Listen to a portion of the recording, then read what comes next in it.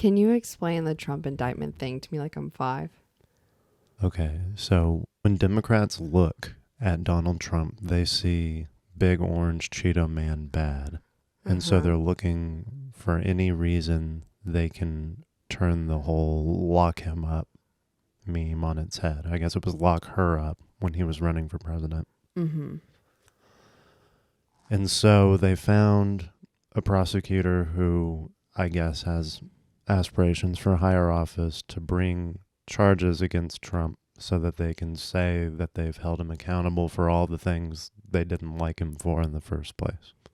And this is in New York, right? Yeah, so the prosecutor who brought the case is in Manhattan. And What? what do you... it's all stupid. I hate talking about this. Okay, but everybody's talking about it. I tune these things out.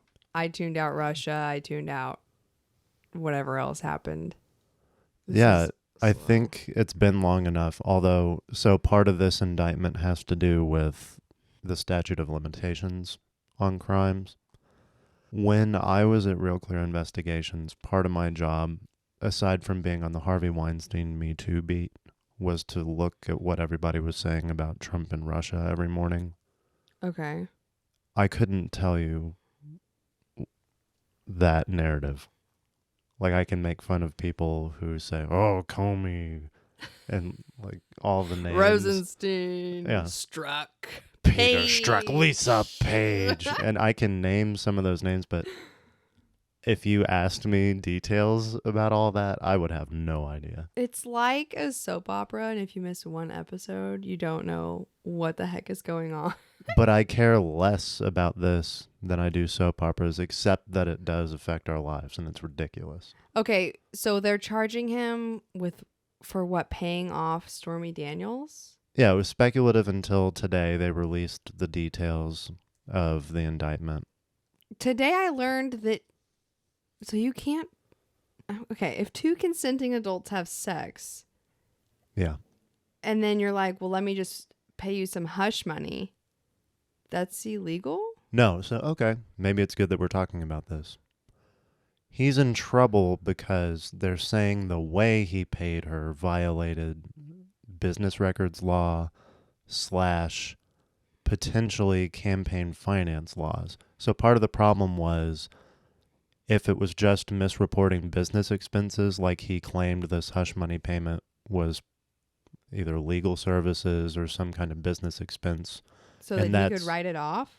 I don't know if he tried to write it off, but he reported this expenditure incorrectly under New York law.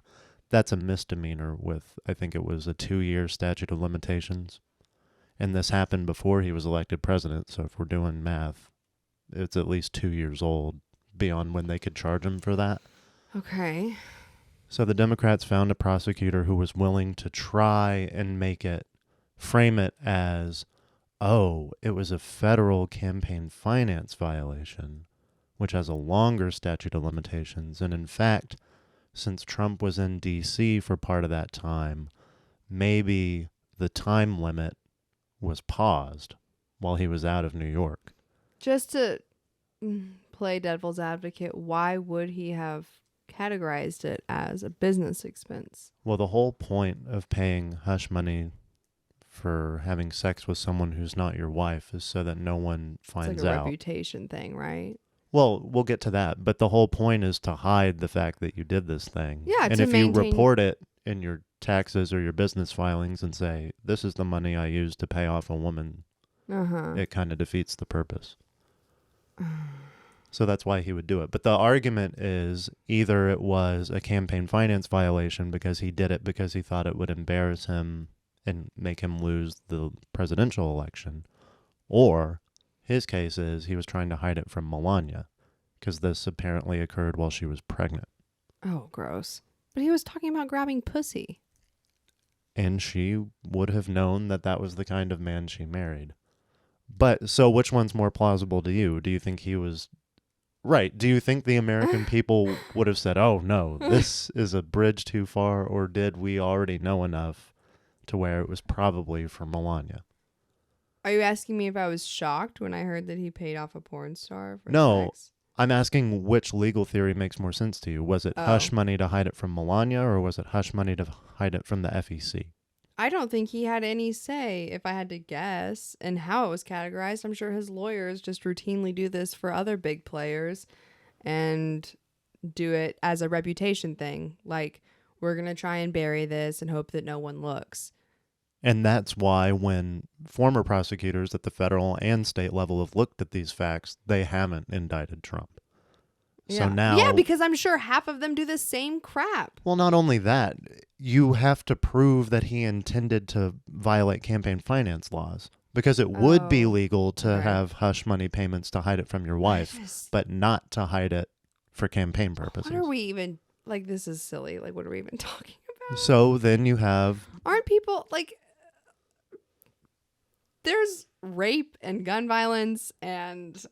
It's funny you bring that up, because people are upset because this particular prosecutor is one of those lefty criminal justice reform types who's not prosecuting those kinds of crimes. Gotcha. So they're saying he's wasting time with Trump, someone who arguably is not a threat to Manhattan when he's letting other crimes that affect the people there every day go.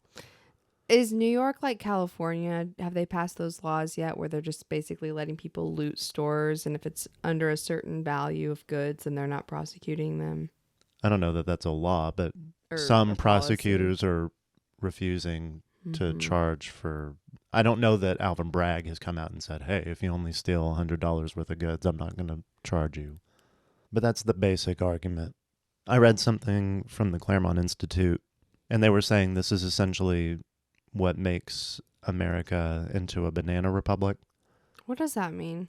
So in Latin America, as we saw in Brazil, it's traditional, or not traditional, but it's not unheard of to jail the opposition leader once he's out of office. Yeah. And so the guy who's in charge now was in jail for some kind of corruption, and now he's back in charge of the country. And they're trying to get the last president in jail. So people are saying that's what a banana republic is? I would need to Google this so I don't look like Just Google it. Off the top of my head, it's because you could buy these Latin American countries for bananas. It was a Chiquita thing. It was corruption through the Chiquita Banana Company. I mean, what's Chiquita? A brand of banana. Oh, I'm sorry, I don't just know these things. I see. We're reading. Okay. Politically and economically unstable country with an economy dependent upon the export of natural resources. See, this sounds very academic. When I hear the phrase... society of extremely stratified social classes, usually a large impoverished working class and a ruling class plutocracy. When you hear this phrase, though, describing a country, it's talking about corruption or an elite that's taking advantage of everybody else. Gotcha. So the argument here being that the ruling class, the uniparty, saw Trump as a threat, or at least wanted to show anybody that stood up to their power that they wouldn't get away with it. And even though the technical legality that they might be able to get Trump on seems stupid compared to the things that they're actually worried about. Like they're calling him Hitler, but they're throwing him in jail potentially for porn star.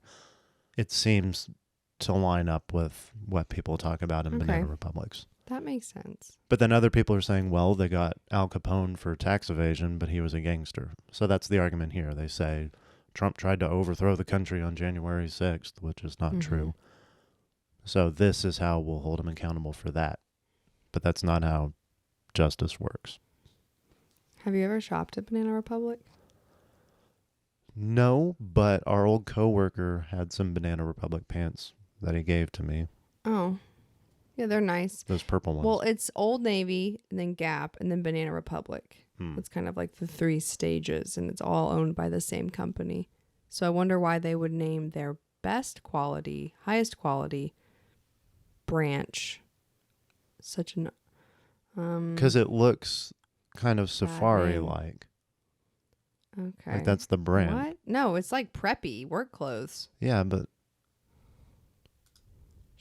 Shop Banana Republic. Look, that looks like outdoorsy, safari, explorer in the jungle kind of. Doesn't it look? No, Banana that woman's Republic. wearing gauchos. You would not wear gauchos in a safari. Look at this guy, though. He looks like he's going to go Yeah, get that's his true. machete in his Yeah. $90 olive green shirt. Mm-hmm. Sure. So apparently there are 34 different charges against Trump, and now we'll see where it goes. But the idea, the whole opposition to even doing this in the first place is that no president has ever faced criminal charges before. Arguably Nixon did, but then Gerald Ford pardoned him before it went anywhere. Joe Biden's not going to do that in this case. You don't want to establish a precedent that you try to jail the leader of the opposition party anytime just because you disagree with him. Yeah, I'm trying to check myself and say, like, do I not think this is a big deal because I've drank some Kool-Aid? But I don't get it. And I'm not trying to, like, be cute and stupid. I don't understand. Okay, well, I mean, the last time something like this was at the top of the news was when I was young in the 90s when Bill Clinton was facing perjury charges. And that was related to sexual misconduct with Juanita Broderick and... Yeah. Yeah. Well, I saw this Monica picture of Lewinsky. Stormy Daniels, and they put her in, I can't remember which magazine it was, but it was some high fashion magazine, and they put her in a blue dress. Yeah. And so I'm trying to think, did they ever charge Bill Clinton with anything related to Monica Lewinsky or any of that? No. Like, I thought at that time... He wasn't convicted, but that was an impeachment trial. That wasn't a criminal indictment. Okay, see, this is above my pay grade. I thought at the time all of that happened, we kind of collectively as a country decided that we didn't really care who presidents slept with. Well, the Democrats did. The Republicans didn't. So that's why it's ironic now that Republicans are going to the mats for Donald Trump. Okay, the cynical take is that the Democrats are doing this so that the Republicans rally around Trump because they think he's the easiest candidate to beat in 2024. They think charging him will make people rally around him? Yeah, we'll make him sympathetic. Oh, I'm we'll the make victim. make enough people vote for him that he crowds out DeSantis and whoever else is going to run. And then it's just a repeat of 2020. If Joe Biden stays in, he's already beat Trump. And the theory is, okay, if you didn't vote for Trump last time, are you going to vote for him after this? Is that going to change your mind? No. And so all they have to do is get the people who voted against him last time to come out and they're fine. Okay, that makes sense to me. Welcome back to the Free State Podcast. We never talk about how to do this. Okay, today we have a big guest. That's exciting. Yeah, an old friend and... Yeah, I'd say it like you're excited. No, Yeah, it was a great conversation with someone we hadn't seen in a long time, and we hope you enjoy it. And I realize now, after we talked to him, we didn't introduce him there, so we should probably give some of his background here in case you don't know who he is. Yeah, so we're going to be interviewing Nick Freitas from the Commonwealth of Virginia, not a state. He is a delegate there because they don't have representatives. They call their House members delegates. They're fancy. The House of Delegates. He's a delegate from Culpeper. He ran for U.S. Senate in 2018, which is how I know him. We tell a couple stories about that.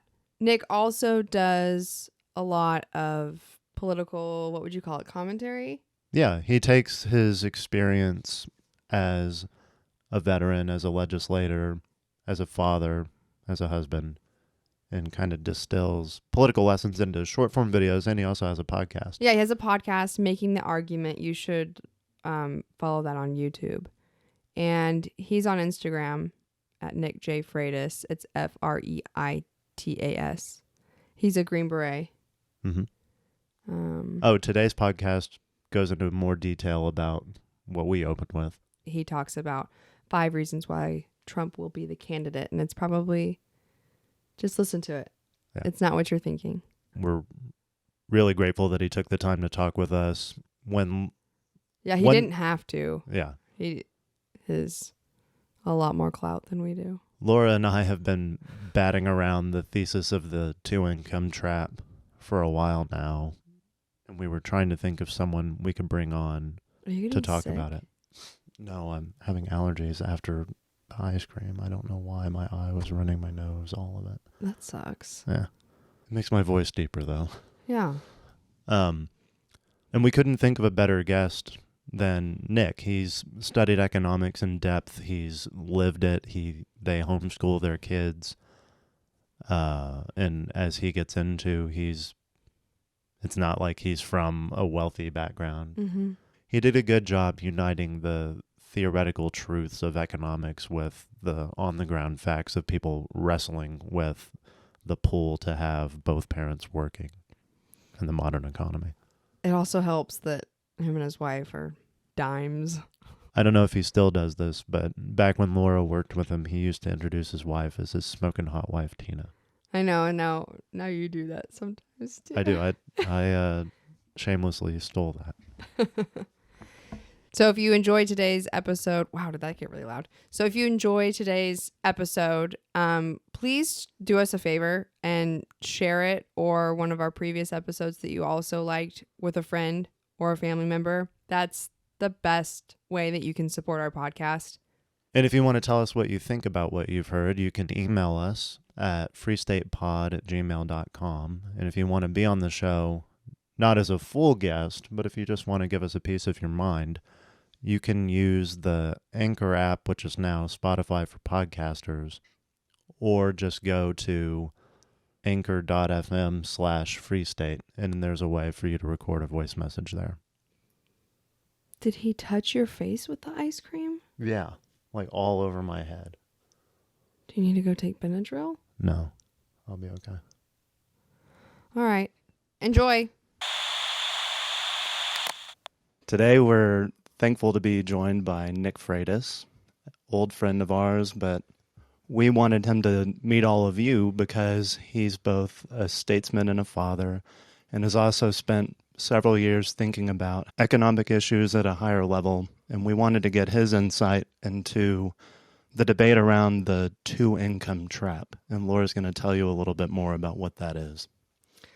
I should have started this in the beginning, but we should talk about how Nick and I met. Oh, yeah. That might help. So Nick and I met when you and I were still living in Washington, D.C., and he was going to run for Senate, and you did run for Senate, and I still want to call you Senator. Please don't. So, but I remember I was thinking back before we recorded this podcast, I was thinking back to the night that we lost, but Yeah. I was such a mess, and I came up to you and I was like crying, and I was like, I just want to say this one thing. I'm never going to work for anybody better than you ever. And then you did. Like, your next job is with Thomas Massey, who's significantly better than I am. No, you were great. That was such a good learning experience. I feel like campaigns are they're wild and crazy, but it's like running a pencil through a pencil sharpener. Like, at the end of it, everything is so much sharper. You're just better as a political activist and articulating ideas and all of that. And not just the candidate, but the people working on the campaign too. No, so, and you really did a great job, and I'm not just saying that to be nice. I mean, there's a reason why we've all kept in touch. You know, Tina and I and you guys for gosh, that was 2018. So yeah, there's a reason why we've all kept in touch. So I got engaged the first day of working on your campaign, and I remember you and I and Tina had been talking, and we were like, well, if I win, how are you going to get married? The wedding was set for September. So then we ended up getting married in September. And I saw you guys at a Christmas party. And Tina came up to me and said, so are you guys trying to have a baby? and Tina was actually one of the first people I texted when I got the positive pregnancy test. And she was so excited for us. And it was sweet. So ever since then, I've just looked up to you guys as political activists, people, parents, all of that. And I think a lot of our audience does too. And I think the plan was for me to just start reading. So I'll just start reading from Elizabeth Warren's book, Two Income Trap. She's kind of coined this phrase, and we'll just get into it here. Between 1935 and 1980, GDP was going up, and the 90% of America that makes up the middle class, the working class, and the poor got 70% of all income growth. Sure, the rich got richer, but everyone else did better too, thanks to 1,000 decisions, from investing in scientific and medical research to building an interstate highway system to creating the greatest public university system in history, growing government. America was a country that was getting richer, and it was growing a middle class unlike anything ever seen on this earth. As the country got richer and as millions of people began to build some economic security, Americans became more and more confident that we could create opportunities and more hope for each succeeding wave of children. The country worked together to make it happen. But starting in the 1970s and 1980s, the world began to shift beneath our feet. As we described in the Two Income Trap, middle-class families flattened and expenses kept rising. Families did their best to adapt as they shifted their spending, quit saving, and plunged into debt. In an effort to stabilize their budgets, millions of mothers poured into the workforce. It says, continues on, but the political landscape was changing even faster than the new economic realities. Government was quickly becoming an object of ridicule, even to the President of the United States. Instead of staking his prestige on making government more accountable and efficient, Ronald Reagan repeated his famous barb, quote, "The 9 most terrifying words in the English language are, 'I'm from the government and I'm here to help.' After generations of faithfulness to the promise of the Constitution to promote general welfare," progressives love that. Oh At the moment, gosh. at the moment when the economic foundations of the middle class began to tremble, our efforts to strengthen each other and offer a helping hand had become the butt of a national joke. And she goes on in this book to talk about how big banks are the enemy and government is the solution to this two-income trap. She doesn't bother to ask why the big banks are the enemy. And she doesn't bother to ask how the government might have had something to do with that, starting with, maybe the Federal Reserve or all the various taxes, regulations, and government interventions in the economy. This is always one of the major problems that I see with someone like Elizabeth Warren or Bernie Sanders or AOC, is that they will identify a problem. And every once in a while, it's an actual problem. Right? A lot of times it's made up stuff. But here's an actual problem. We do have more and more Americans that find themselves in a situation where they feel like both people need to be working. Otherwise, there's no way they're going to be able to make it. And by make it in America, we generally mean having a house, being able to have a family, having 1 or 2 cars. That's what we mean. It's also important to understand that when you look at that through the lens of history or even most of the world, that's considered extravagant by world standards. All right, but it is the norm in America, and we should ask ourselves, okay, what led us to that degree of abundance and prosperity? Now, Elizabeth Warren will have you believe that it's because the government intervened in such a way as to create more public universities and government programs, and that's what created it.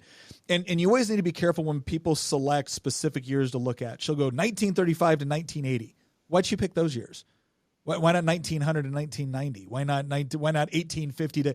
Well, because she's trying to organize it in such a way to where she can blame her political opponents and advocate in favor of her political allies. Because if you actually look at what was going on in 1935 and before that, we were in the midst of the Great Depression. And people have this idea that the Great Depression started in 1929 because of unfettered capitalism. No, it didn't. I mean, we had a stock market crash in 1929, and within 9 months, unemployment was well below double digits, and the economy was.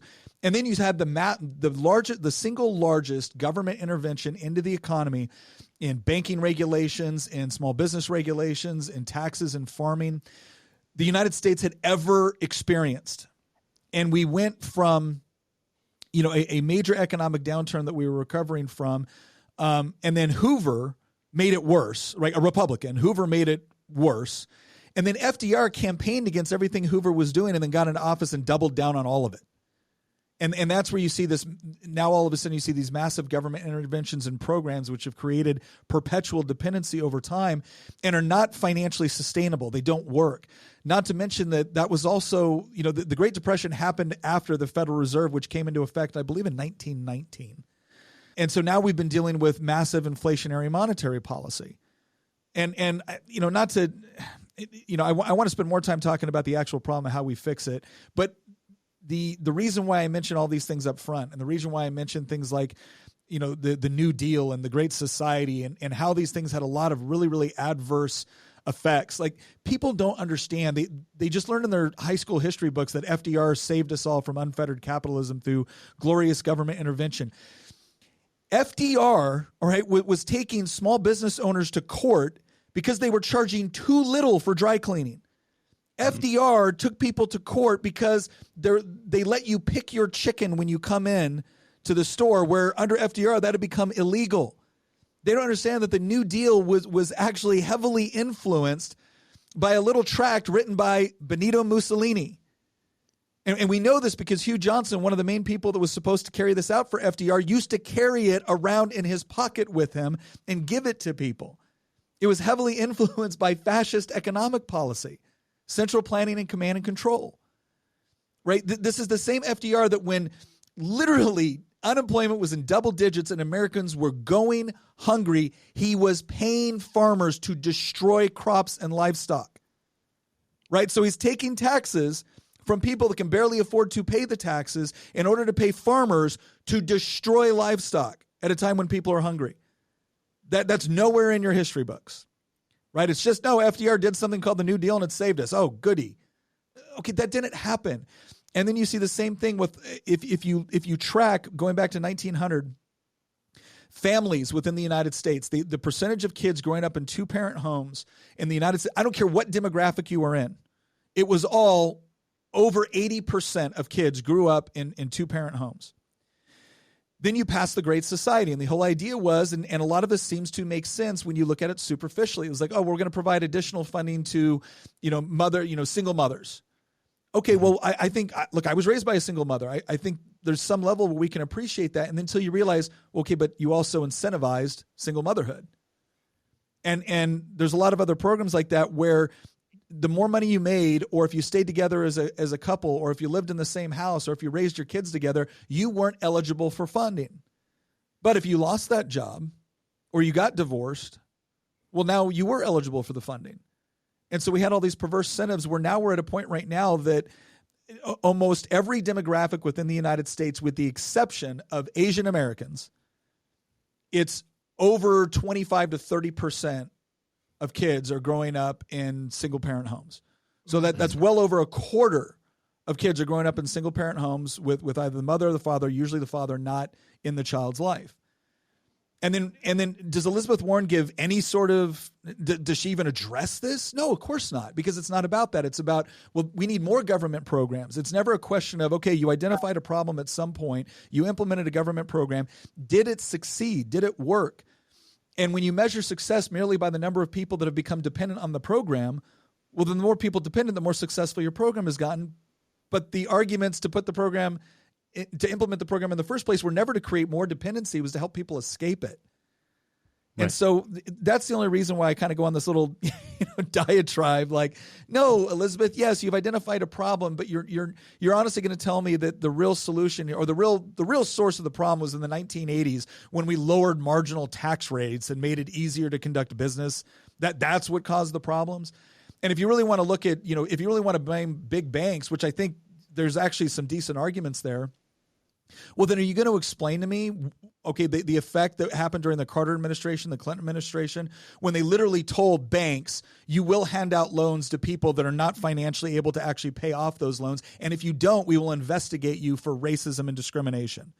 And then all of a sudden, when you had this huge bubble within the housing market and people lost, Americans as a whole lost billions upon billions of dollars, you came back and said, oh, we didn't regulate the banks well enough. So you passed Chris Dodd and you passed 27,000 new regulations on banks. And lo and behold, it doesn't make things better. In fact, the larger banks end up liking it because they help write the legislation at the expense of smaller banks that are now not able to compete with them because they can't keep up with the government compliance measures. So I really wish Elizabeth Warren at some point would just step back and look and say, you know what, maybe the solution is not more government control over every aspect of our lives or government interference in every aspect of our lives. Because I've seen a lot of societies that have gone down that path, the sort of path that Elizabeth Warren seems to favor. And what I've noticed is that in a lot of these societies where the government comes in and says, we're going to guarantee you free healthcare, free education, we're going to guarantee you a job, we're going to guarantee you food, we're going to guarantee you clothing, we're going to guarantee you a place to live. Why is it that the people in the countries with governments that guarantee all that will risk life and limb to escape to countries that do not guarantee that? It's because government guarantees don't actually provide or suddenly produce the resource. Politicians promising you things doesn't bring those things magically into existence. Free people working in voluntary cooperation, using their property, their labor, their talents the way that they want in order to benefit not only themselves, but the people that they're exchanging with. That's what produces the sort of abundance that we've grown so used to in this country. And I'm not about to trade that so Elizabeth Warren can centrally plan the economy from D.C. Do we have an amen on the laugh track? I know it's either... Oh, we got a cash register. Hey. No, I didn't mean to go that long. Sorry. It just kills me. No, that's good. Thank you. It was succinct. Who was that? It was like baby Charlie. There was a baby in Europe and he was sick. And the European, England. The National Health Service wouldn't let him leave the country to seek better health care in the United States. That was, I don't remember. I think it was 2015 or 2016. And yeah, so the hand that feeds you, I mean, can also take it away or whatever that phrase is. Keep in mind, Elizabeth Warren is one of these people that also believes that the United States government, all right, is rooted in institutional racism designed to create power structures and hierarchies that oppress minority populations. And that's the same institution she wants to give all sorts of grandiose economic power to. Like, how does that make sense?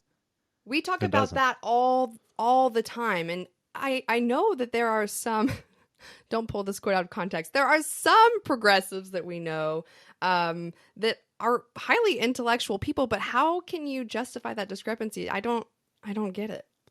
What's the whole idea of if they were in charge, then the government wouldn't be that way. So the problem is not centralized power. It's the problem that they're not the ones wielding the centralized power. It's like, oh, well, I've never heard that before. Yeah, it's the reverse of the Milton Friedman line that you want the government to do the right thing even with bad people in place. They're saying it's only okay when you have their people. One of the counterfactuals about the whole, well, the government intervened in the economy in the 30s and beyond, and then everything went downhill with Reagan. They don't often mention that the entire industrial base of the world had been destroyed in World War II, and we were the only ones there to provide everything. So it seems like, big government or not, we were going to come out ahead, at least for a few decades there. Have you dealt with any of those arguments? Oh, no, that's a great point. And it's one we talked about this once on our making the argument, where I do think that the primary source of American economic prowess has been free market economics, private property rights, and generally a secure environment for which to conduct commerce. I don't think it's any way that can be denied that that's the foundation of it. But then there's also circumstances that can put you in a more favorable position when it comes to things like global trade and production. And you're absolutely right. I mean, after World War II, England had experienced the Blitz. France had been destroyed. Germany had been destroyed. The Russian industrial capacity had taken a hit. The Chinese economy at that time, which hadn't been strong for centuries at that point, but it had also been destroyed. The Korean economy had been destroyed. Really, the United States was the only major industrial, and Japan obviously had been destroyed. The United States had really been the only major industrial power that had escaped unscathed from World War II, in the sense that we weren't dealing with people bombing our cities. We weren't dealing with people bombing our industrial capacity.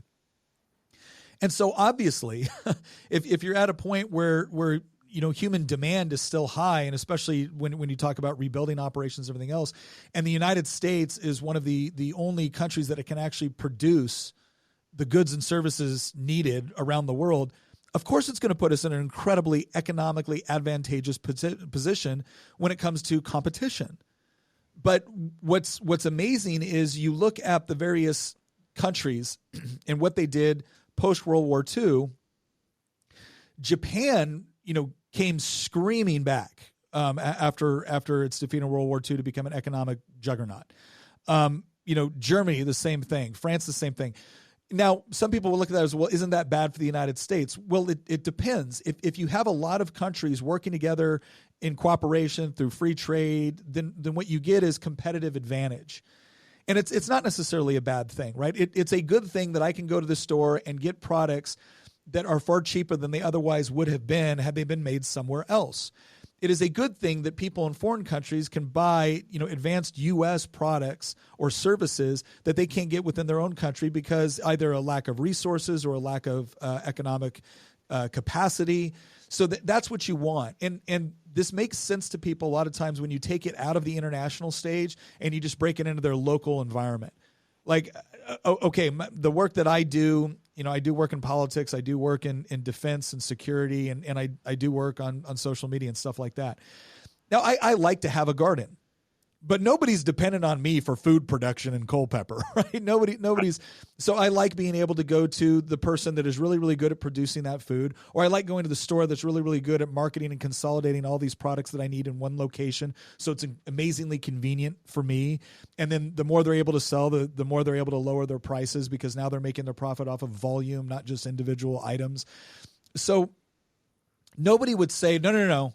The only way to, if you really want to provide for your family, the best way to do it is you're responsible for everything that your family really needs, from building your own house to growing your own food to working on your own car to, producing the clothes for it. Nobody would say that. We all understand that division of labor and specialization is what makes advanced economies possible.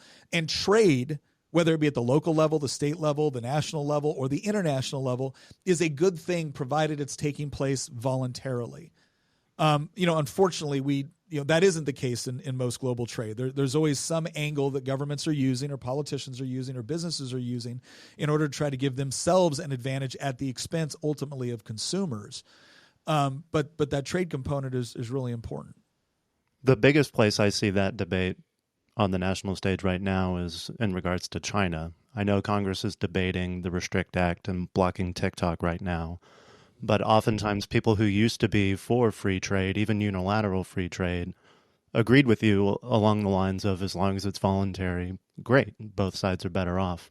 But does the fact that China is an authoritarian country or might use infrastructure projects like through Huawei and building cell phone towers to spy or shut down our defense infrastructure, does that add a wrinkle to that analysis?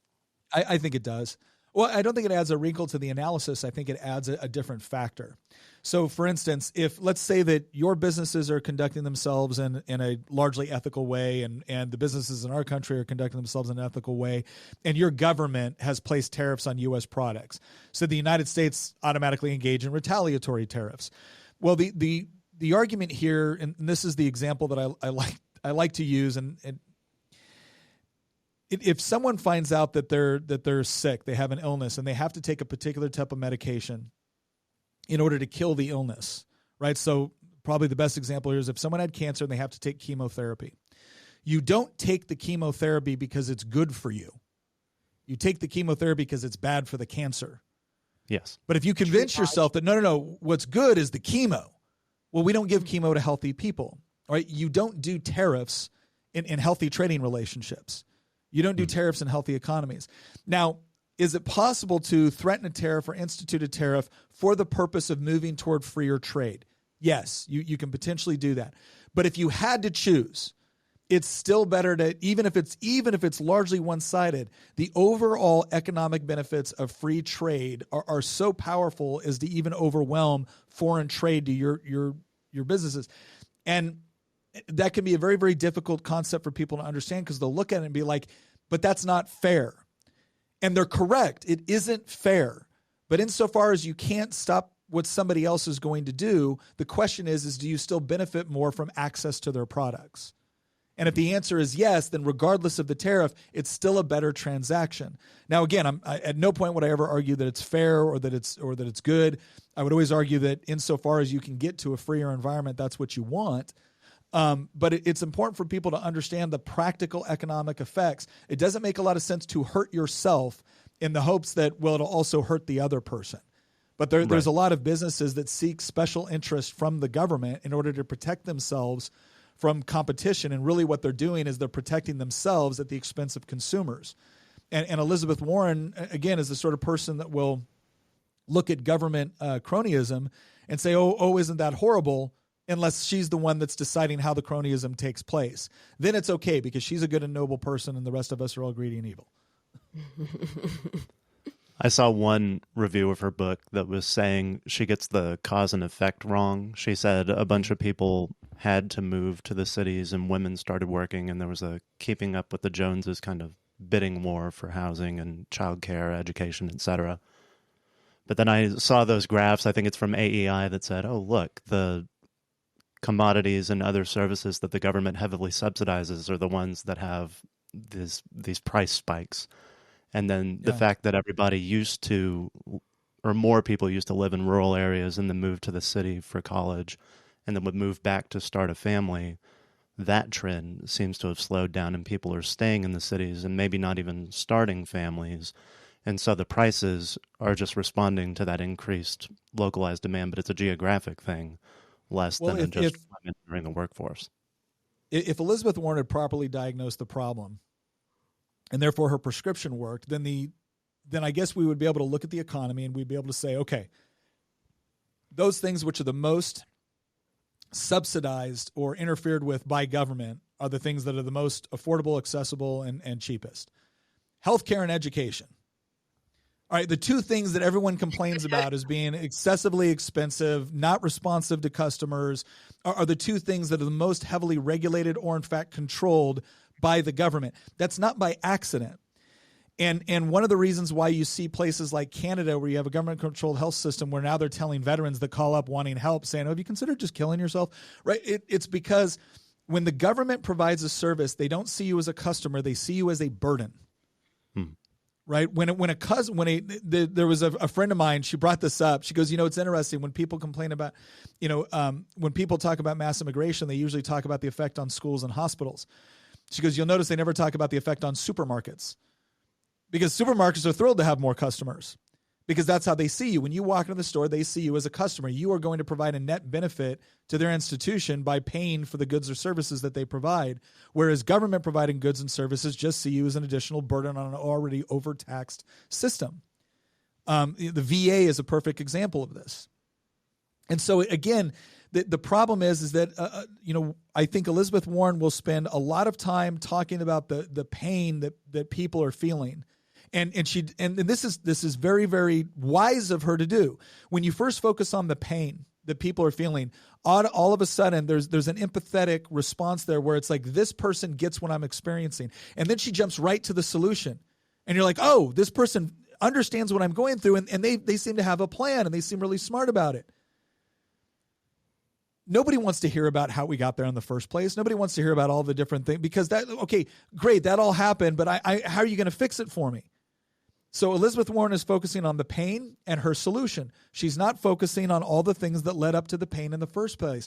Well, the problem is that if you don't understand those things, you're going to misdiagnose it. You're going to come up with a bad prescription, and then you're going to make things worse. But if you can continue to perpetuate this cycle of here's a problem, here's my solution. And if my solution didn't work, it's because of those people over there.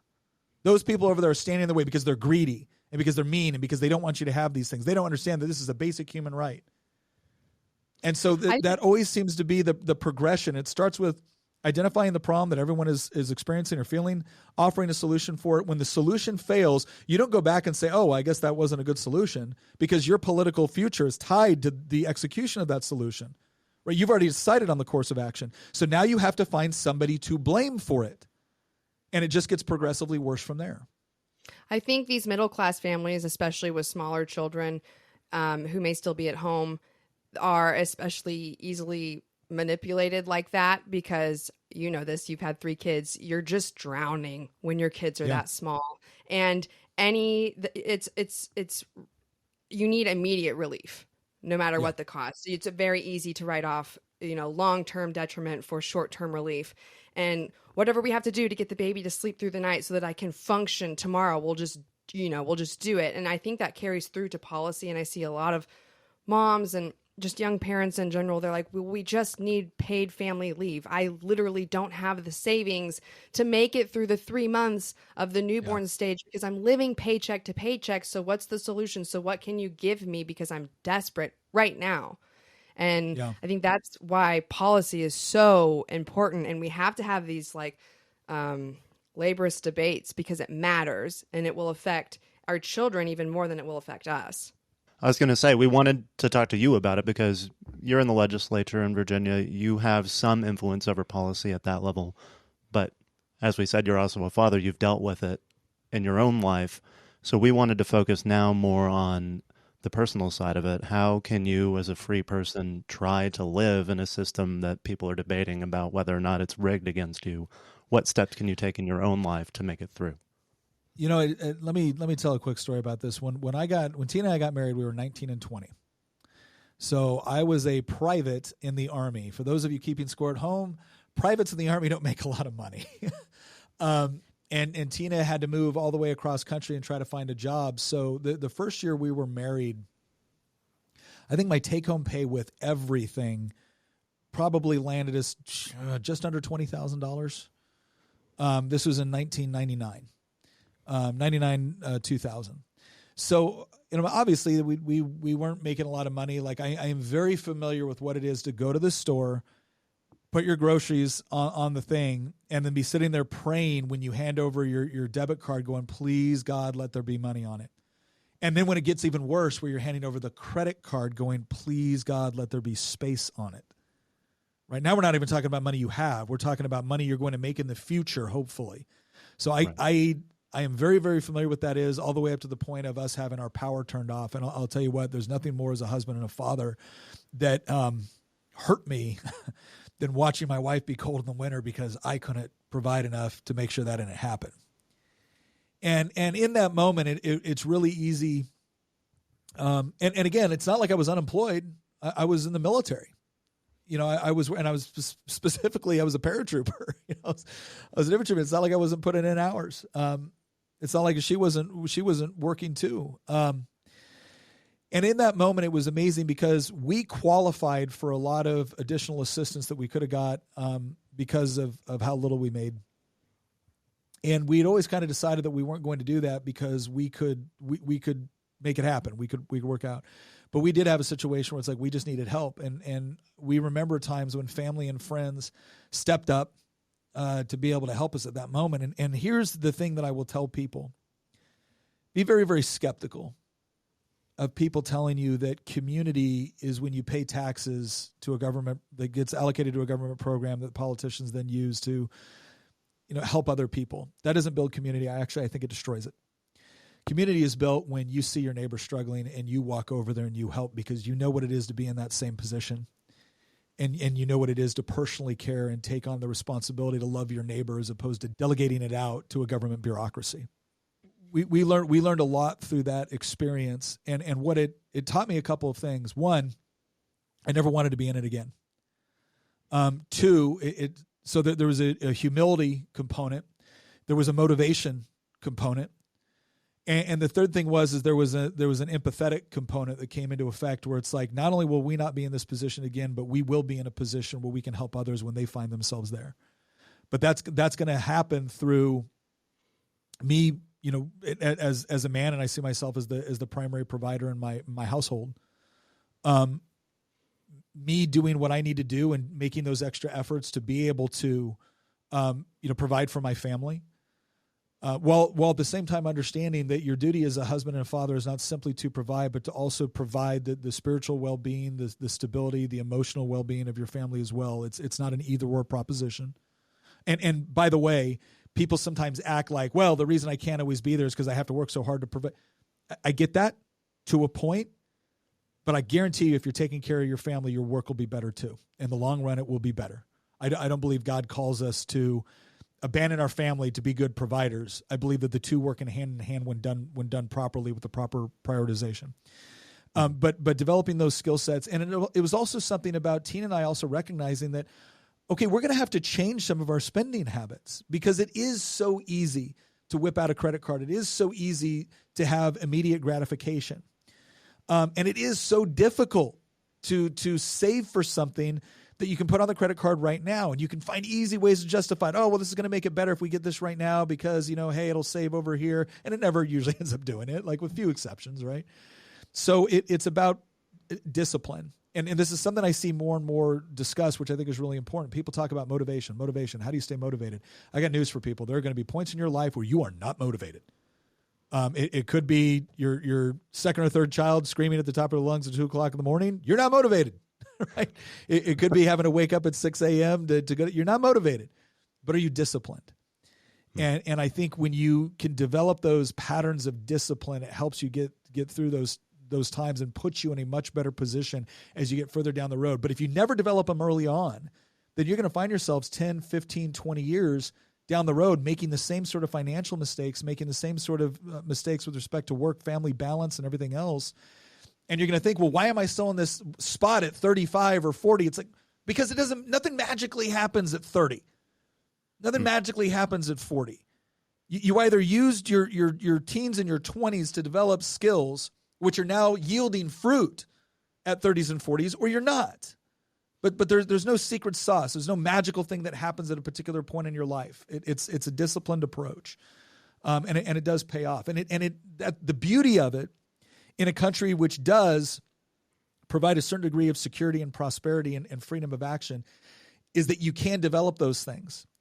The reason why so many people come to the United States, for instance, and are successful, 1 or 2 generations, highly successful, is because they had a great deal of discipline and motivation of where they were at, but they couldn't get past the political or social institutions within their country that would refuse to legally allow them to be successful. And then they got to the United States and the barriers were so low compared to what they were used to that discipline just, multiplied. And so I do think that's a large component of it. One of the excuses I hear people say a lot for why they won't have children or won't have children yet is because they don't have themselves together. They don't have something fit. They're not fit enough in some way financially, or they haven't completed enough of their career, or they don't have a big enough house. They don't have the minivan yet, so they can't have the child yet. But now that we've had 2, we realized you are never going to be ready. If you wait until you are ready, you will never have children. If you wait until you have enough money to have children, you will never have them. And I can already feel our calluses develop in terms of just being, kids have done this to us, but it helps us in every single facet of our life. I'm better at, any work that I do, any income producing work that I do because I'm a mom. My project management skills, I say, have become so refined that I'm just better at everything now. And I can feel myself progressively, like even every month, I'm just getting better at it. And I want to go back to what you said about community, though, too, because this is something that I'm seeing a lot of people talk about right now in mom culture online, but also how this applies to the Christian life and its multi-generational living, and how you paid family leave is not going to generate a set of arms to hold that baby from 3 to 6 a.m. while mom gets an undisturbed stretch of sleep. Paid family leave can't do that for you. Grandma could. But if grandma and grandpa don't have enough money to retire on, grandma's still at work. So she can't be there for you. So then mom doesn't have anybody. So then mom's alone. And then mom has to go back to work because nobody has any money. And it's, people are drowning. Well, let me say one thing as just kind of a side here on the paid family leave. Paid family leave is something I see a lot of conservatives even saying, oh, this is great because it's encouraging families. You're also telling your employer that it's more expensive to hire young people. It's more expensive. So if I've got 2 employees, right, and I've got one is a single male and the other is a married female, right? And let's say the female is slightly more qualified, just barely more qualified. Bottom line is that if she's going to have a child within the next 1 to 2 years, that represents a significant additional cost to me and my business than if I hire the single male. So you've actually put the woman in childbearing years at a competitive disadvantage when seeking jobs as a result of that. And people think, oh, do they really factor that in? Yeah, absolutely, depending on the margins within the business that's being conducted. And it's to your point too, though, but it doesn't actually address the underlying issue. I've also thought it interesting that Elizabeth Warren will sit there and talk about the double income track. Like, okay, I got an idea. What if we had education savings accounts where the $10,000 to $15,000 per pupil wasn't going to some sort of government system, but could actually be allocated to the mother who's actually educating their own child in a co-op and spending all additional. Oh, no, absolutely not, under no circumstances. But if the mother wants to drop her kids off of it at daycare and go to work, Elizabeth Warren is all about providing that as a resource, right? That can be taxpayer subsidized, but not this other thing. Yeah, I don't buy the overall argument, but you're right. I think the multi-generational living, and this is also something to where when we look at other government programs, it is always easy to look at a particular category and say, here was an elderly person that had no family, that had nowhere to go, and they need to be taken care of. And most of us would look at that and say, okay, well, we wish there was a family, or we wish there was a church, or we wish there was a civic organization. But if you're going to say that there's none of that there, and the government's the last backstop, then okay. But when has any government program stopped with the justification that was used to create the program in the first place? No, by nature, it expands. And the end result is, and the thing is, these things don't happen in a vacuum. What you've told people is you're not responsible for caring for your parents, right? Because you've got to go over and do all these other things. You got to live the American dream, which is a bigger house, a faster car, more vacations, a boat. You're not responsible. No, that's the government's responsible. That's why you pay taxes. So I think there's something to be said. One of the biggest regrets I have about living so far away from my parents, because most of them live on the West. My parents live on the West Coast. We live in Virginia. We don't see them nearly as much as I would like. And when I was growing up, because both my parents were involved in my life. I love my folks, but they got divorced early on. I spent so much time with my grandparents growing up. And it's one of the things that it kind of hurts me that even though I think we made the decisions that God laid us to make, and I think we were obedient to those, it still hurts me that my kids have not had the same amount of interaction with their grandparents as a result. And so, again, somebody will automatically hear this and say, oh, well, what if you don't have the money? Or, oh, what if you don't have this? Or, oh, what if you have a bad relationship? Okay, I acknowledge that there's always those considerations.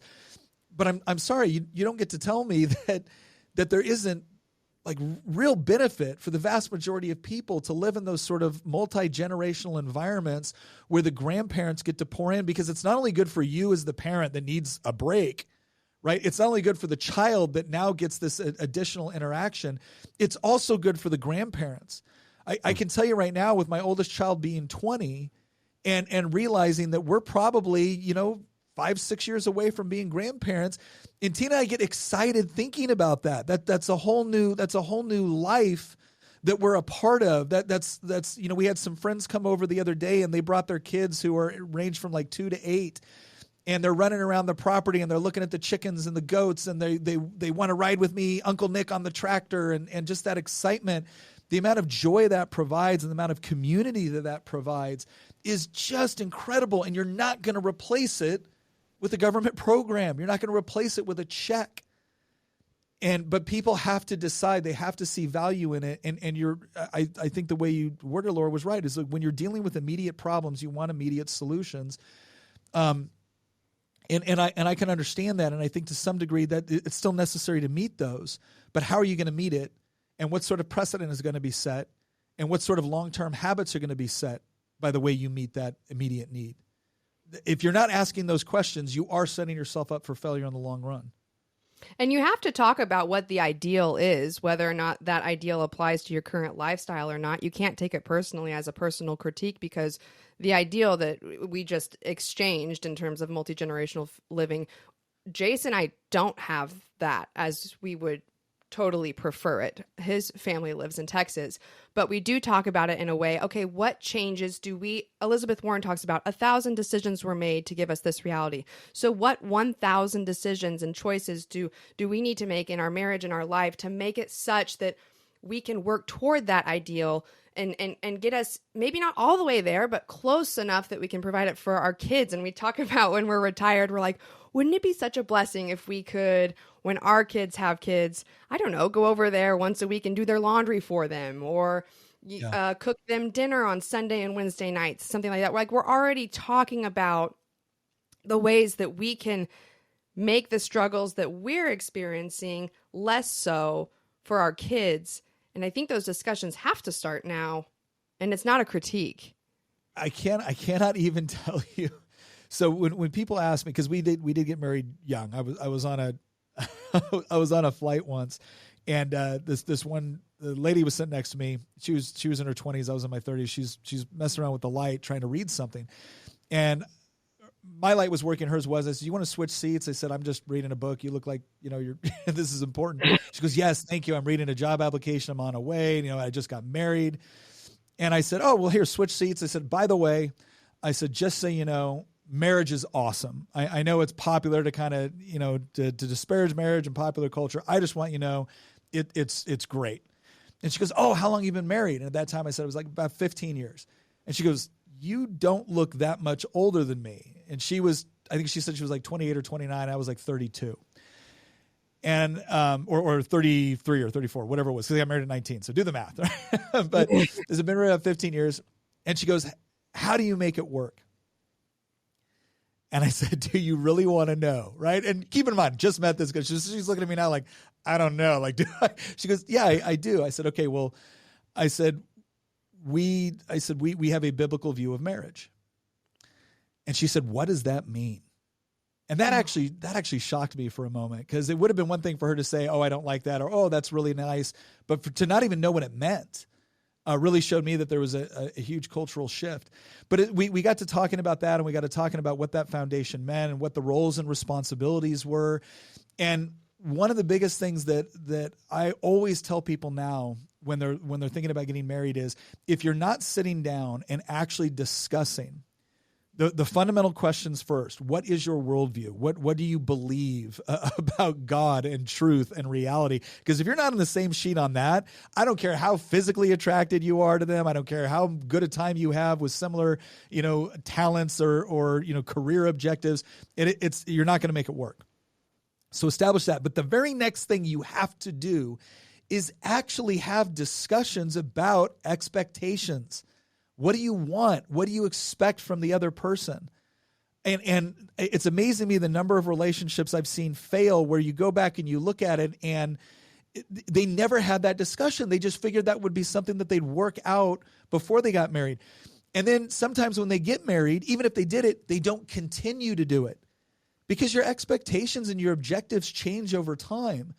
And provided that they change together, it's fine. It works. It's actually kind of exciting. It's like a new beginning on something that you hadn't previously considered.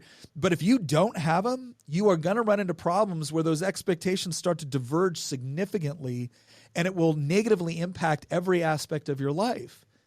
And so the fact that you guys are having those discussions about, like, you know what, we're experiencing this right now. What do we wish was different? How does that affect the way we parent? How will that affect the way that we grandparent? How will that affect the way that we look at where we want to be financially? It's amazing to me the number of people that will make plans for their life later on based off of the number of vacations they're going to take, but not off of how are you going to interact with your kids and the grandkids and what are various things going to look like? And how do you give your kids the proper space to raise their own family in order to come alongside and be of assistance, not a nuisance?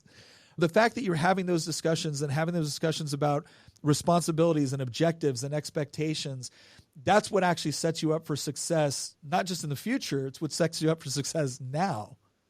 One of the reasons that we thought you would be good to come on, and even Tina, and the reason we look up to you guys is because I think you do a good job of living out, the Christian life in a lot of ways. But before I took my faith walk seriously, I'll just speak from personal experience. I thought everything that you just described was super for someone who wore denim skirt below their knees. That was not for me. That was not cool. That was boring. That was bland. Yeah. Like, I want to post sexy bikini pics on my vacation that you're talking about on Facebook. I don't want to live where we live in a tiny townhome without a dishwasher so that we can save money, so that we can build a house, so that we can buy land, so that we can do virtuous things for our family and consider all of these things generations down the line, because that's boring. Who wants to live like that? But you two as a couple are not in the world's definition of the word meek. or I don't know, however, you know what I'm talking about. Asheville. Like, yeah, you're cool people. Like we talk about normies. Normies would look at you and say, you know, well, they are a light. Why are they a light? What about the choices that they've made make them happy? And so we want to be the same way. And I think there's a lot of couples who are trying to navigate all of that too, amidst all of the other struggles that we've just talked about in this recording. And in the last few minutes we have, I just saw the clock. One of the big questions we wanted to make sure we covered was what made you and Tina choose homeschooling versus other forms? Oh, you know, it's interesting. Homeschooling was not one of the things that we even considered growing up. I think we had talked about maybe sending our kids to like Christian school, because we'd both attended public school and Christian school, and so we wanted those values to be reinforced at school, not contradicted. Homeschooling really started out of necessity for us. I was getting out of the military, and we weren't sure if we were going back home to California or if we were going to go out to Virginia. I really wanted to go to Virginia. Tina wasn't so sure. So we didn't know. And it was like, okay, she started homeschooling our oldest daughter, Lily, who's now 20, that kindergarten, first grade year, again, out of necessity. And there was things we liked about it, things that were terrifying, but that's why we did it. Then we moved out to Virginia, and again, we weren't settled at first. We moved to the first place that we could kind of find that was close to the job I had gotten, but we always knew we wanted to move out, have some acreage in rural Virginia. And so when that finally became a reality, we did put the kids back in public school for 1 year. And after that, it was like, nope, we're not doing this. Whatever we got to do in order to make this work, we're going to make this work.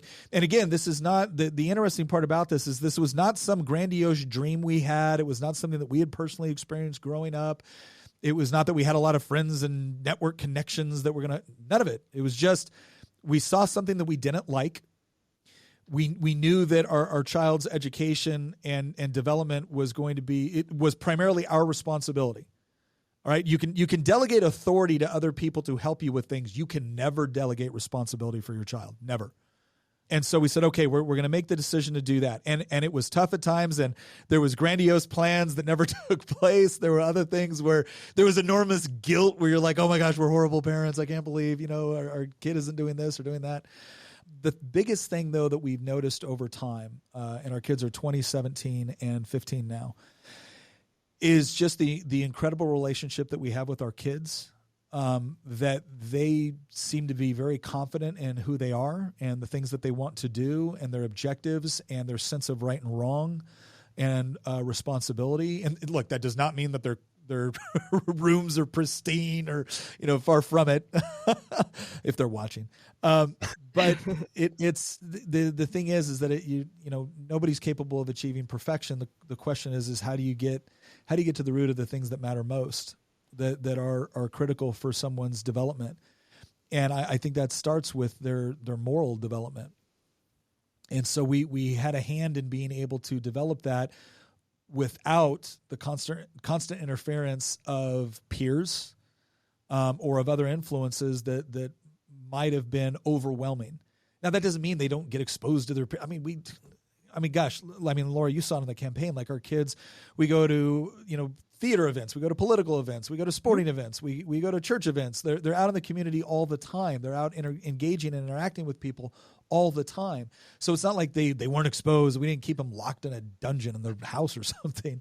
But it was more about understanding at different ages when they were going to be mentally, intellectually, emotionally, spiritually equipped to deal with certain challenges, and making sure that was achieved first as best we could. And so that was why the decision was made. And I have to tell you, we're actually going to be doing an episode on making the argument here pretty soon on helping parents identify all the different resources out there, because homeschooling, what it was 30 years ago versus what it was when we started versus what it is today, night and day, like absolute night and day.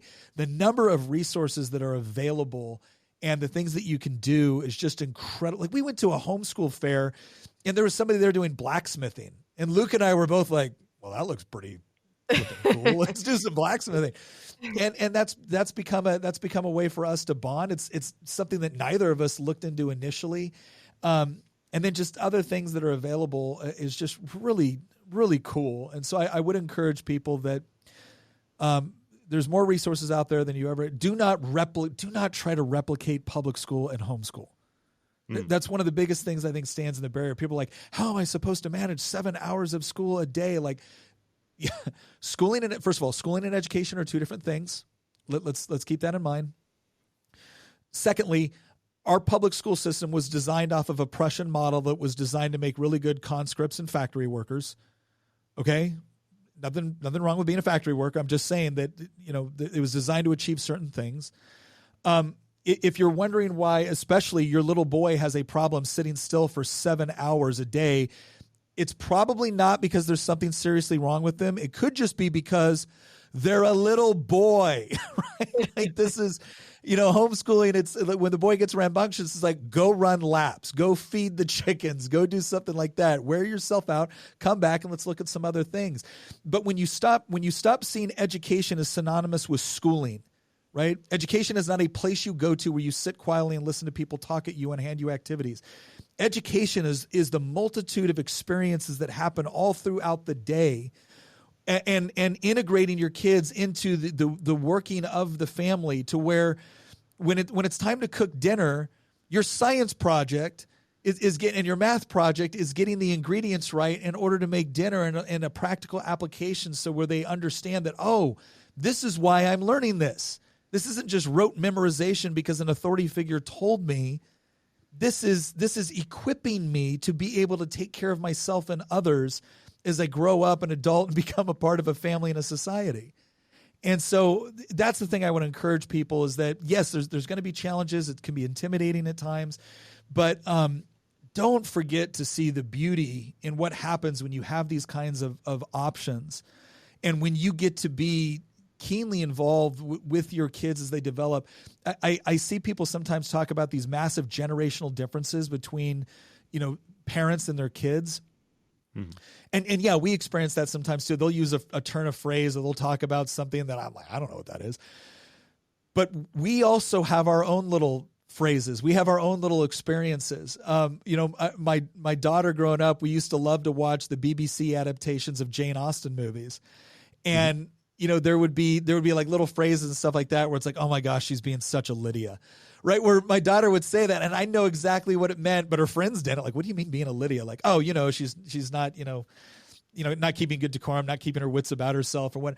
So you get to develop these interactions and these exchanges and these cultural things that belong to you guys. And it's shared experience that's really hard to achieve if your kids are gone all day. And I don't mean to make anybody feel guilty if they're not in a position where they can do that or they don't feel equipped. But if you're going to hear about all the challenges and intimidating components of homeschooling your kids, my gosh, at least avail yourself of all the wonderful things that happens when you reclaim that time with your children.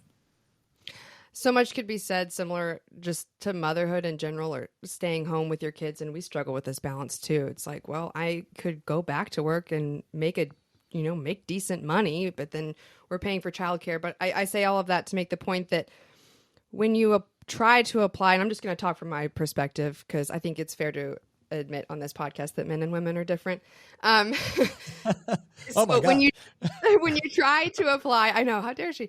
When you try to apply like corporate work life to motherhood, it's incompatible because motherhood is so subject to the seasonal aspects of human nature.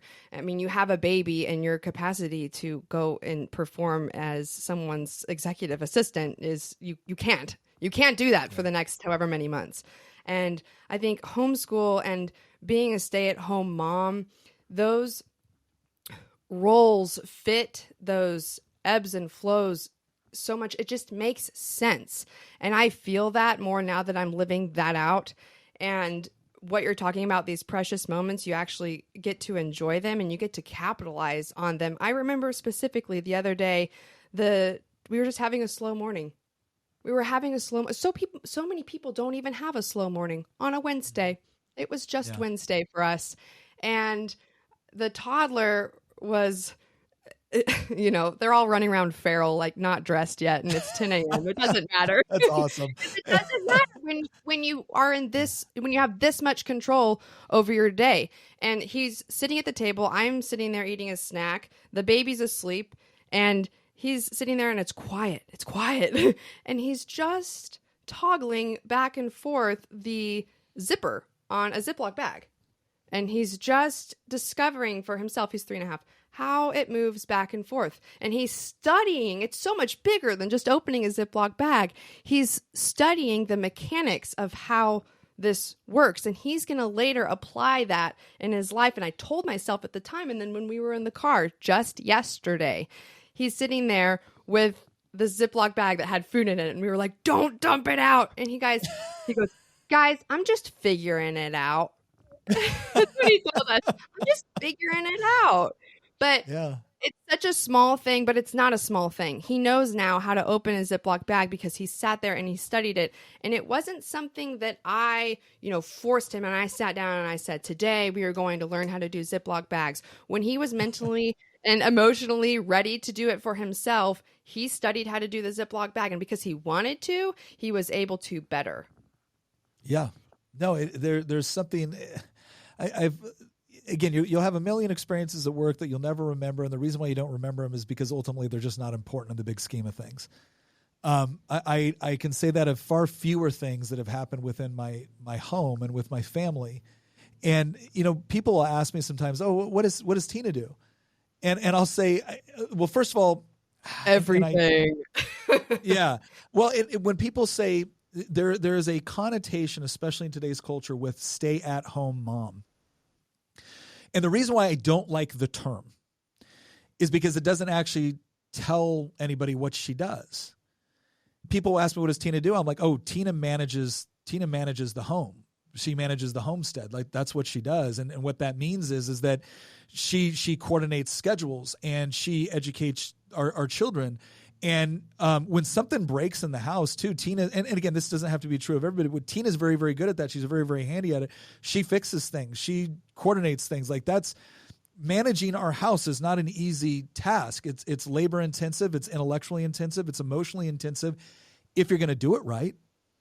And that's the part that I don't think people really appreciate, is like when we talk about the Proverbs 31 woman, which, everyone will tell you is incredibly intimidating, right? But when it's this idea of this is a woman that takes, she values the management, the maintenance, the advancement of her household and her family, and she takes her role in it incredibly seriously, to where it's an art, it's a science, this is something that she is developing over time and getting better at, and then transferring knowledge over to our children on how to effectively do this.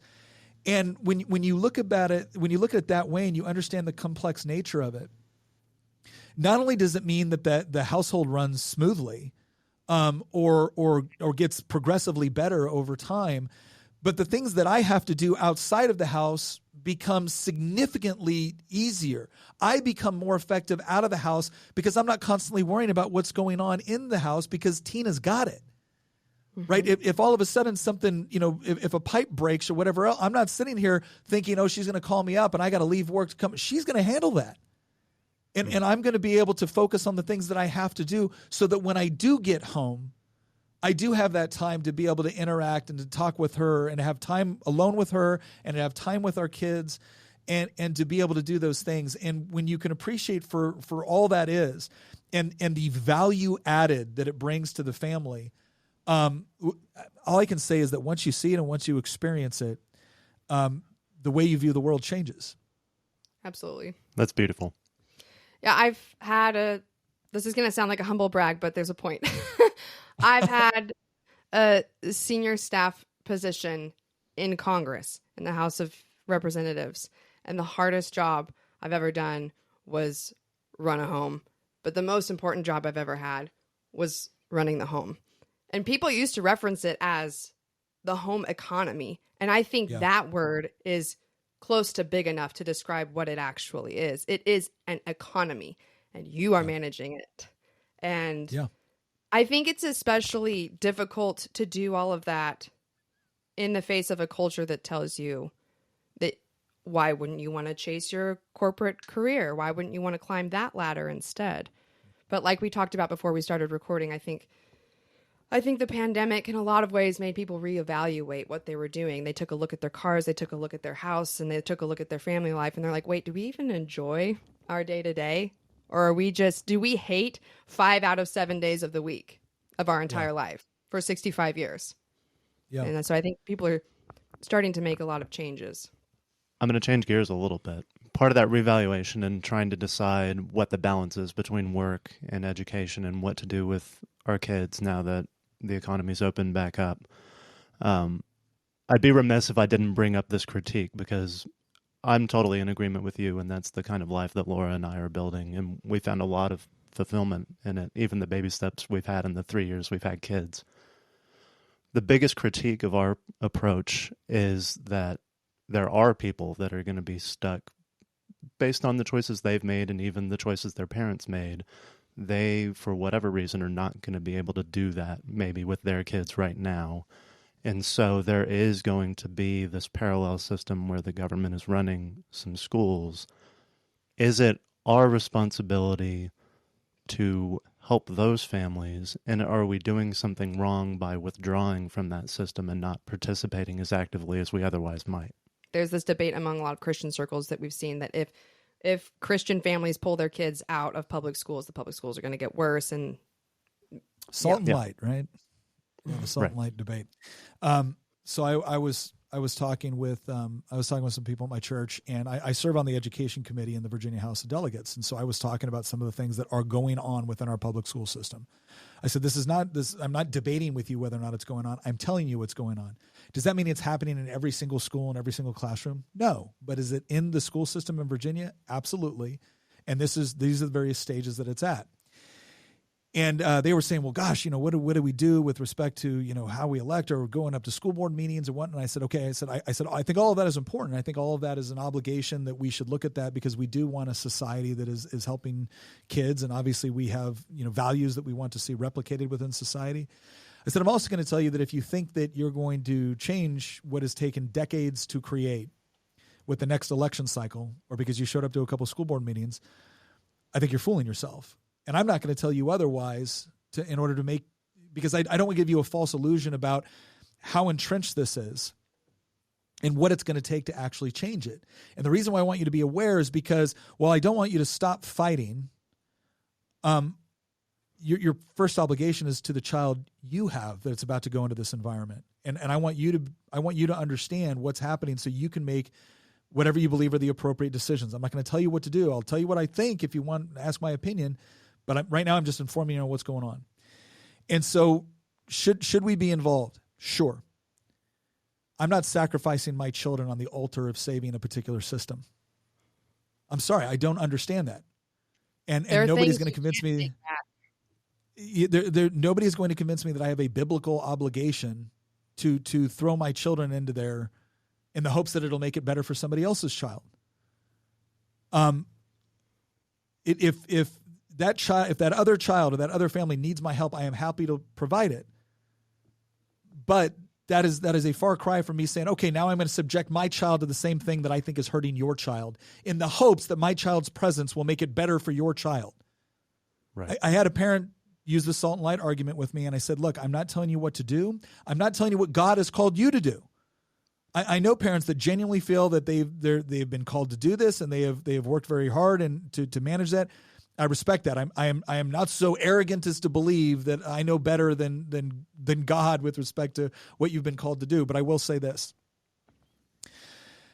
I looked at a parent once. I said, I brought up a scenario. I said, so your child is now in a classroom, and they're going to be asked about things like pronouns, and they're going to be exposed to various theories that are rooted in things like gender theory or critical race theory, or the idea of oppressor versus oppressed, or hierarchies of power which are designed to oppress minority communities, and that because they happen to have the same skin color, they need to be aware of their privilege and all.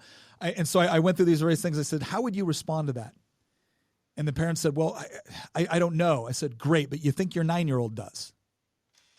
I said, I don't mean to be rude, but if you as an adult are not prepared to go into that environment and actually provide a response, to provide an answer, what makes you think your 9-year-old is? Your 10-year-old, your 14-year-old, your 17-year-old? And then when they come home and they ask you the question that has been given to them by the authority figures that you sent them to, and you still can't answer it, what has happened? One of the biggest issues that I try to explain it as gently as possible to Christian parents is that a lot of Christian parents have not educated their children or taught them their faith or taught them their values. They've told them their faith. They've told them their values. What they've done is they've set up a system of reward and punishment within their house, all based off of a central authority figure, and that central authority figure is not God, it's not the truth, it's not Scripture, it's them as the parent. And that's what they've taught their kid. And then their kid goes off to school or the kid goes off to college and come home and the parent says, I don't understand. They've abandoned everything I've taught them. I'm like, no, they didn't. They're applying it.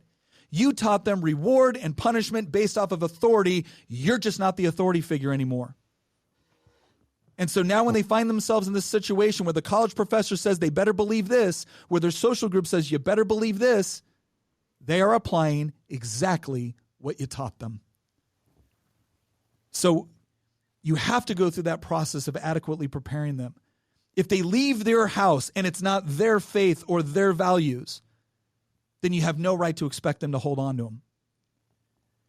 And I don't see how you do that when you're constantly putting them into an institution, an organization that is constantly challenging or contradicting those values or attempting to replace them with a different set of values, which are incompatible with your own.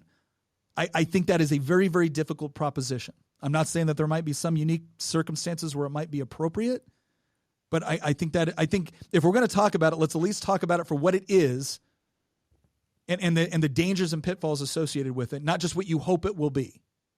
Oh, that was great. Thank you. I was just going to say amen and that'll preach. How do you, in a few words, set up that system where your kids are not looking to you just as an authority figure, but how do they learn about faith and about everything? Oh, gosh. So one of my favorite examples of this, because it's embarrassing for me.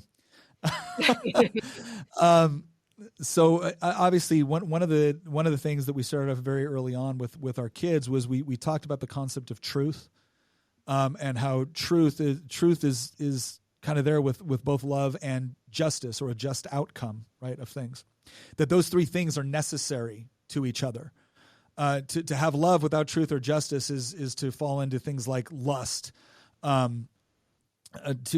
Justice that's not rooted in truth and love is not actually activism. It's activism. It's not actually necessarily achieving a just outcome. It's generally helping people, deal with their own angst or desires. And without truth, none of this can exist. Because then what are we actually even talking about? What are the terms that we're using? What are they actually defining?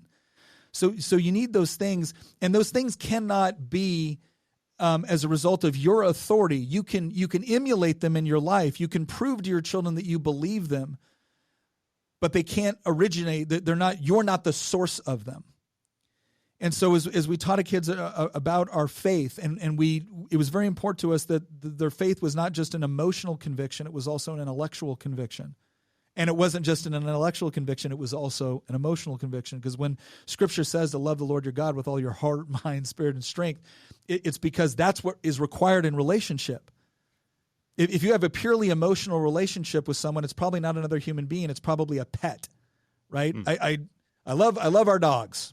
I don't have a lot of intellectually stimulating conversations with them, right? If you have an intellectual conversation with someone or an intellectual conviction with something, but you don't actually have an emotional one, well, then there's something lacking in the relationship. So we wanted both for them because we believe it's commanded of us. All of this to say, the moment of testing generally comes when your kids have recognized that you believe in an objective truth, and now you have fallen short of it.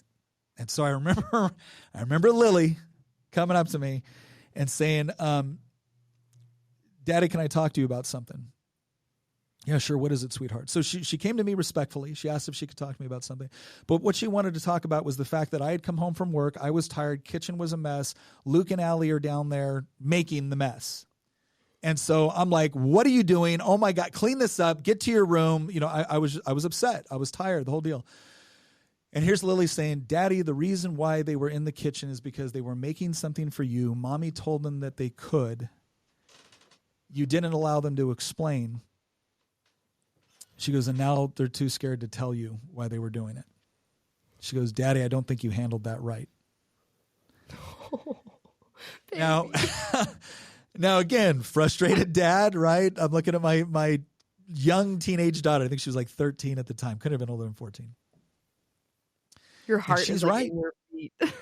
She is right, and I am wrong. And there's this feeling of guilt that I did this to my 2 younger children, and there's this feeling of embarrassment that my young teenage daughter had to bring that correction. And there's a sense of pride welling up on me, like, this is my house. I provide everything like that. You don't get to tell me what you think I've done wrong. Do you understand how much frustration I'm dealing with? And none of that, even if it was true, how frustrated I was and how hard I work and how much I love them and how much none of it would have changed the fact that she was right and I was wrong according to the objective standard that I told her governed this family. And so I had to take a minute and say, sweetheart, you're right. I was wrong. I am proud of you for bringing this to me and having the courage to tell me what you thought. I'm proud that you did it respectfully. And I'll go apologize to Luke and Allie. And again, that's a huge hit. Now, people are like, well, that's a huge hit. Shouldn't you just admit that you're wrong? Yeah, but in that moment where you have to do it, it sucks. Yeah. Yeah, it stinks. You don't want to have to do it. You don't want to have been wrong. You don't want to give into the fact that you were wrong. But in that moment, and this is something where it's like, oh, thank you, Holy Spirit. Thank you, God, that in this moment, because there's been similar moments to that where I didn't act the right way. But in this moment, God gave me the presence of mind to say, Nick, you have an opportunity right now to tell your daughter that this is not about arbitrary rules that you establish as the father, that this is about truth. She's right. You're wrong. What are you going to do about it? Because if you get mad at her at this point, if you don't respect the fact that not only was she correct, but that she had the courage to be correct to an authority figure, if you don't get it right now, you've taught her that the rules are arbitrary and that she should just give in to whatever the authority figure says. And that is not how you raise somebody that admires truth, love, justice, recognizes that the source of it is God. And that you do have a responsibility to stand up for it, even when it costs you something. And so that's the point that I would tell parents. Like when you train it, that one of the most difficult points you will come into contact with is when you're wrong. They bring it up to you, and you've got to have the presence of mind in that moment. You've got to pray through that and prepare yourself for it to be able to say, you're right, I was wrong. Thank you for having the courage to show me. Thanks for sharing that. That's such a great example. Mm-hmm. The toddler did that to me the other day because someone taught him shut up. Not us. It actually wasn't us this time. But someone taught him shut up. And I said, that's just an ugly phrase. We don't use ugly phrases in this house. And then I said it in the context of talking to someone else. Don't say that word, Mom.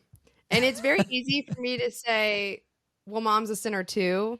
But it doesn't stop there, like what you're talking about. Like, I have to actually not say that anymore if I'm going to hold myself to the same expectations I have of him. So we all need to go to our room for 2 minutes sometime. All of us need a timeout from time to time. Yeah. And we definitely all need naps from time. I will never stop this. I think naps are wasted on the young. Hated naps when I was a kid. Love them now. All the time. I'll grab them by the face. The rest of your life, you're just going to want to go to sleep. You're going to be thinking just about the next time that you're going to be able to be horizontal. Just give into it. So, thank you for coming on. Yeah, we really appreciate it. It's my privilege. Thank you. No, really my privilege. Listen, I gotta tell you, both from Tina and I'm sorry Tina wasn't able to be here for this, but we could not be more excited for you guys, more proud of you guys for just the decisions you've made and who you are, and yeah. We're figuring it out as we go, as everybody does. Pick up pieces from people who seem to have a grasp on it. Yeah. But yeah. Well, thanks again.